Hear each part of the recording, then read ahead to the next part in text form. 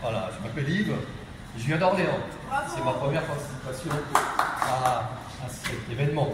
Et je vais vous dire le début du conte de Gustave Flaubert qui s'appelle Un cœur simple, qui fait partie des 3 contes qu'il a publiés en 1877. Il avait écrit Le cœur simple à l'intention de George Sand. Malheureusement, George Sand est mort l'année d'avant, donc elle n'a pas pu lire ce conte. Flaubert en a été très affecté, effectivement. Ce conte est, vous allez voir, disons, une façon absolument extraordinaire d'introduire un texte avec des phrases ciselées, pas un mot de trop. Je vous laisse juger de l'effet. Pendant un demi-siècle, les bourgeois de Pont-l'Évêque envièrent à Madame Aubin, sa servante, Félicité.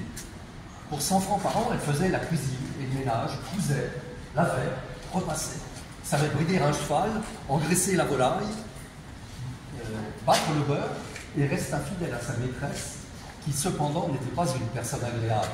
Elle avait épousé un beau garçon sans fortune, mort au commencement de 1809, en lui laissant 2 enfants très jeunes, avec une quantité de dettes. Alors, elle vendit ses immeubles, sauf la ferme de Tout et la ferme de Géfos, dont les rentes montaient à 5 000 francs tout au plus.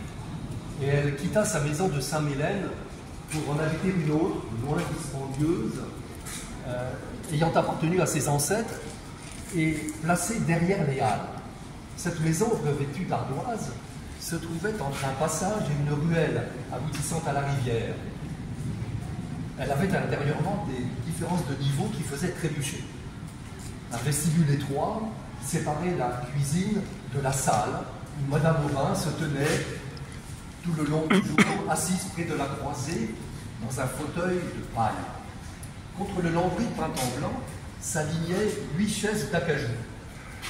Un vieux piano supportait sous un baromètre un tas pyramidal de boîtes et de cartons. 2 bergères de tapisserie flanquaient la cheminée de marbre jaune et de style Louis XV. La pendule au milieu représentait un temple de Vesta, et tout l'appartement sentait un peu le moisi, car le plancher était plus bas que le jardin. Au premier étage, il y avait d'abord la chambre de Madame, très grande, tendue d'un papier à fleurs pâles et contenant le portrait de monsieur en costume de muscadin. Elle communiquait avec une autre chambre, plus petite, où l'on voyait 2 couchettes d'enfants sans matelas. Puis venait le salon, toujours fermé et rempli de meubles recouverts d'un drap. Ensuite, un corridor venait d'un cabinet d'études. Des livres et des paperasses garnissaient les rayons d'une bibliothèque, entourant de ses 3 côtés un large bureau de bois noir. Les 2 panneaux en retour disparaissaient sous des dessins à la plume, des paysages à la gouache et des gravures d'Audran, souvenir d'un temps meilleur et d'un luxe évanoui. Une lucarne au second étage éclairait la chambre de Félicité, ayant vue sur les prairies. Elle se levait dès l'aube pour ne pas manquer la messe et travaillait jusqu'au soir sans interruption. Puis, le dîner étant fini, la vaisselle en ordre et la porte bien close, elle enfouissait la bûche sous les cendres et s'endormait devant l'âtre, son rosaire à la main. Personne, dans les marchandages, ne montrait plus d'entêtement.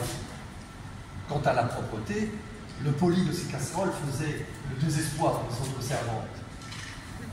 Économe, elle mangeait avec lenteur et recueillait du doigt sur la table les miettes de son pain, un pain de 12 livres, cuit exprès pour elle et qui durait 20 jours.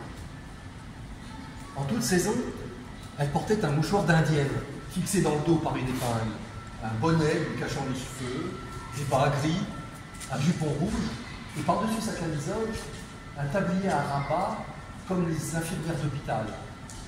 Son visage était maigre et sa voix aiguë. À 25 ans, on lui en donnait 40. Dès la cinquantaine, elle ne montra plus aucun âge et, toujours silencieuse, la taille droite et les gestes mesurés, semblait une femme en bois, fonctionnant d'une manière automate. Bien, bien.